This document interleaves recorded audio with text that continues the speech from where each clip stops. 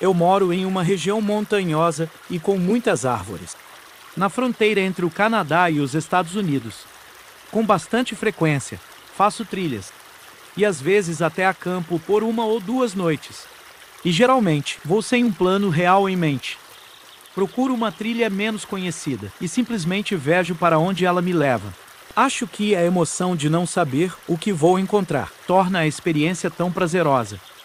Em caso de emergência, sempre vou preparado com vários métodos de navegação. Porque nunca se sabe. De qualquer forma, estava fazendo uma trilha no início do verão deste ano. Era apenas, como eu disse, uma trilha aleatória, no meio da floresta, perto da minha cabana. Nunca tinha estado nela antes. Mas aí encontrei inicialmente, cruzando uma trilha que eu havia feito várias semanas antes. Esta era muito sem graça, como a maioria delas por aqui. Mas essa me fazia muitas vezes questionar se era mesmo uma trilha, ou se eu estava apenas imaginando um caminho, que na verdade não existia. Cerca de 2 horas depois, comecei a reconhecer pegadas de sapato em algumas das partes mais lamacentas da trilha.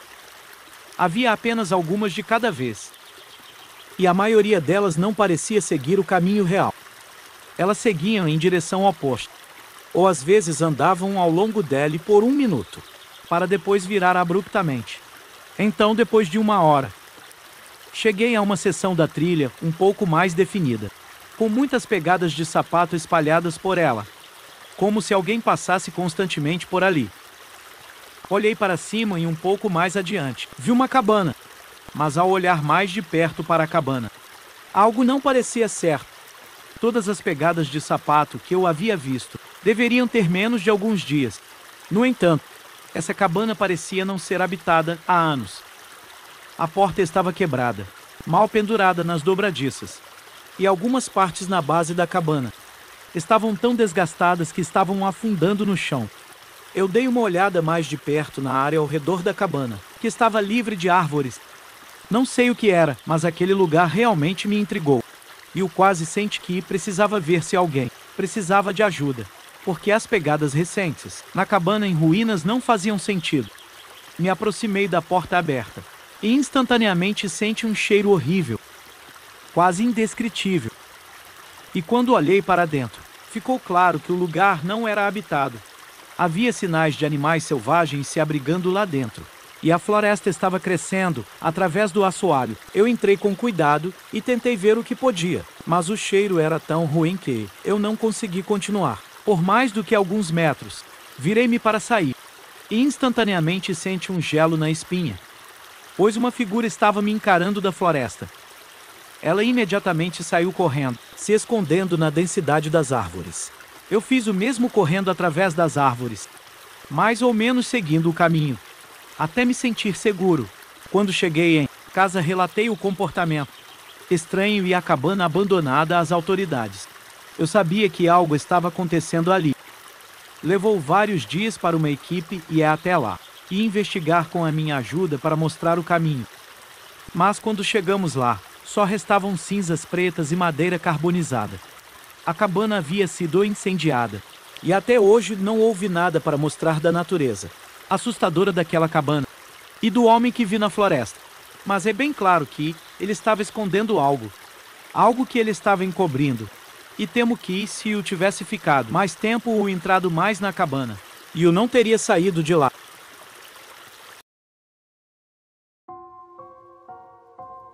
Eu sou um policial do departamento de polícia local. Os turnos em nosso departamento estão sempre mudando, com pessoas trabalhando 10 a 12 horas em horários diferentes a cada semana, às vezes à noite, seguido de manhã cedo e depois à noite novamente. Nesse dia, eu estava trabalhando das 22 horas às 10 horas. E estava no escritório, quando um despachante me notificou sobre uma ligação, relatando um grupo de adolescentes invadindo uma propriedade particular. Especificamente, era um hospital nos arredores da cidade que havia sido abandonado na última década. Este era um local comum para grupos se encontrarem e fazerem várias atividades ilegais. E todo o departamento sabia disso, e a maioria de nós já havia estado lá várias vezes antes. Essa era a minha 4ª vez indo lá, E eu tinha certeza de que seria um caso rápido e típico, de entrar e escoltar um grupo de amigos para fora, ou vê-los fugir. E eu estava cansado. Então qualquer um dos resultados estava bom para mim, honestamente. E eu não me importava muito em prender e acusar ninguém. E eu só precisava que eles saíssem da propriedade. Quando cheguei lá, rapidamente, percebi uma lanterna, brilhando através das janelas do segundo andar. O estranho era que ela estava se movendo muito rápido, através de várias janelas, como se alguém estivesse correndo pelo corredor. Saí do carro e preparei minha lanterna. Depois entrei no prédio. A primeira coisa que fiz foi chamar, pedindo que todos se mostrassem, mas é claro que ninguém o fez.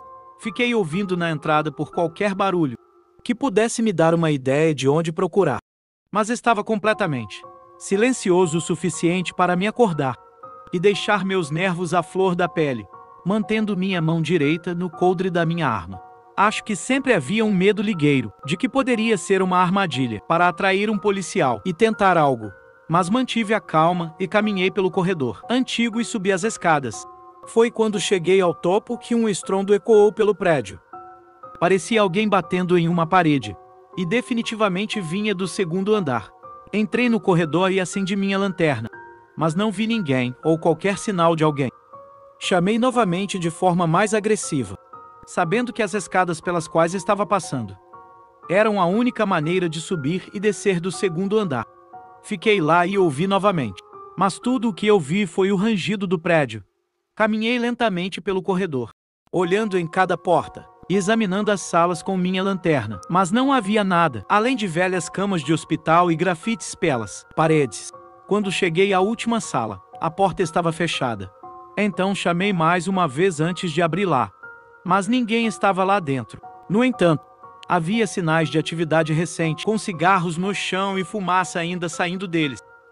Isso era extremamente preocupante, sabendo que eles não tinham saído do segundo andar pelas escadas, e a única outra maneira seria se eles tivessem pulado de uma janela quebrada, antes de poder verificar. No entanto, a porta atrás de mim bateu com força, seguida por algo batendo nela, e passos se afastando pelo corredor.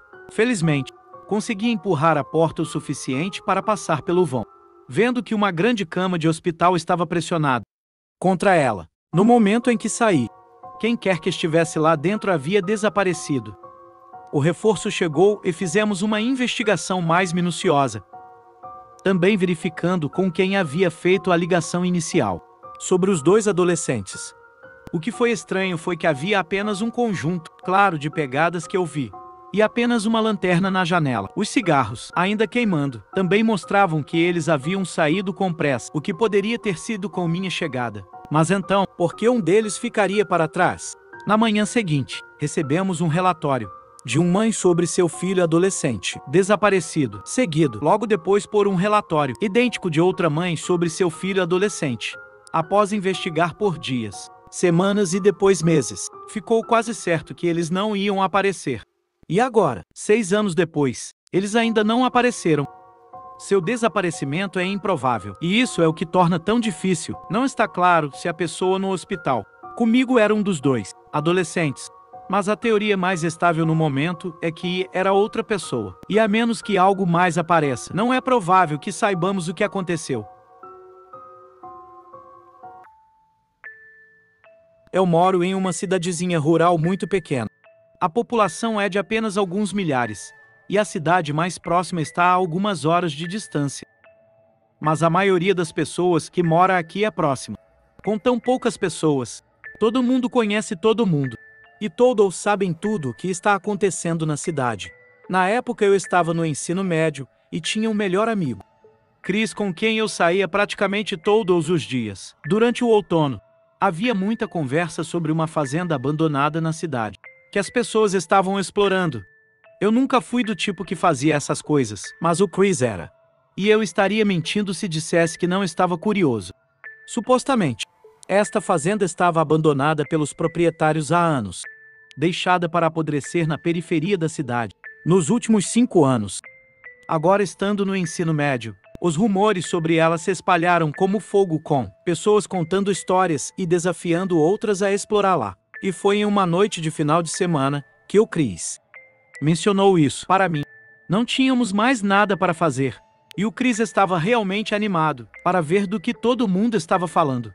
Depois de encontrar algumas lanternas, entramos no carro e dirigimos até a fazenda. Só sabíamos em qual estrada ela ficava, mas não foi muito difícil de encontrar. Da estrada dava para ver a casa apodrecendo ao longe, mas não conseguimos encontrar a entrada da propriedade. Era provável que estivesse tomada pela vegetação, e nem mesmo existisse mais. Então estacionamos na estrada e começamos a caminhar pelo campo em direção à casa. Era quase 1 da manhã. Então a lua iluminava o campo suficiente para nos orientar. Conforme nos aproximávamos, parecia que a noite ficava cada vez mais silenciosa. Até chegarmos lá, a casa estava cercada por mato e trepadeiras, crescendo pelas paredes de madeira. Do lado de fora, o Chris liderou o caminho, contornando para a frente, onde a porta estava faltando, nos dando fácil acesso ao interior. Entramos e começamos a percorrer os cômodos, olhando para o lixo no chão e o interior em decomposição, nos fazendo questionar por que havia sido abandonada. Para começar, depois de 1 minuto ou 2, vimos tudo no primeiro andar e subimos para o segundo. Era muito mais escuro lá em cima, quase como se não houvesse janelas, para deixar entrar a luz da lua. Ambos ligamos nossas lanternas e as movemos ao redor. Havia apenas 2 quartos lá em cima, um do lado esquerdo do corredor e outro do lado direito. O Chris foi para o lado esquerdo e encontrou a porta trancada. Enquanto ele estava lutando com aquela porta, eu fui para o outro quarto, que aconteceu de estar destrancado. Estava completamente vazio, com mofo no teto e nada mais. Mas havia uma única janela com tábuas pregadas. Curioso, me aproximei e me perguntei por que eles precisavam bloquear uma janela no andar de cima. Agachei para investigar e olhei entre 2 tábuas para ver o que estava do lado de fora da janela. Iluminada pela lua, eu pensei que talvez tivesse acesso ao telhado ou algo assim, mas não tinha. Essa janela estava apenas de frente para o campo de onde viemos, e enquanto olhava para a grama iluminada pela lua, vi uma figura se aproximando da fazenda, não muito longe. Saí rapidamente da janela e sussurrei para o Chris que alguém estava vindo para lá. Meu coração já estava acelerando. Acho que ver a figura sozinha foi o que realmente me assustou, sabendo que não eram apenas outros adolescentes explorando o local. O Chris parecia nervoso, também indo até a janela para ver por si mesmo, mas paramos imediatamente ao ouvir passos. Entrando na casa lá embaixo, ficamos congelados no lugar, no meio do cômodo vazio, com medo de dar um passo e correr o risco de sermos encontrados. A pessoa caminhou lentamente pelo primeiro andar, foi até as escadas e começou a subir. Nós 2 apenas olhamos para a porta aberta, ouvindo os passos se aproximarem do topo, e se aproximarem ainda mais, até que a grande figura de um homem apareceu na nossa frente. Ele estava de costas, destrancando a porta trancada. Enquanto ele ficava no corredor escuro, a apenas 4 ou 5 pés de nós, eu prendi a respiração, esperando que ele não se virasse. Mas quando ele abriu a porta, eu fiz contato visual com outro homem que estava do outro lado da sala. Nosso olhar foi quebrado quando o homem entrou na sala e fechou a porta atrás dele.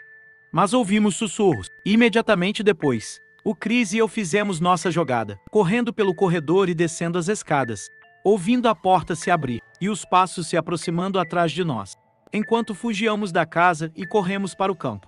Não paramos até chegarmos ao carro e sairmos de lá, durante toda a viagem de volta para minha casa. Nenhum de nós disse uma palavra. Estávamos ambos em choque e absorvendo tudo.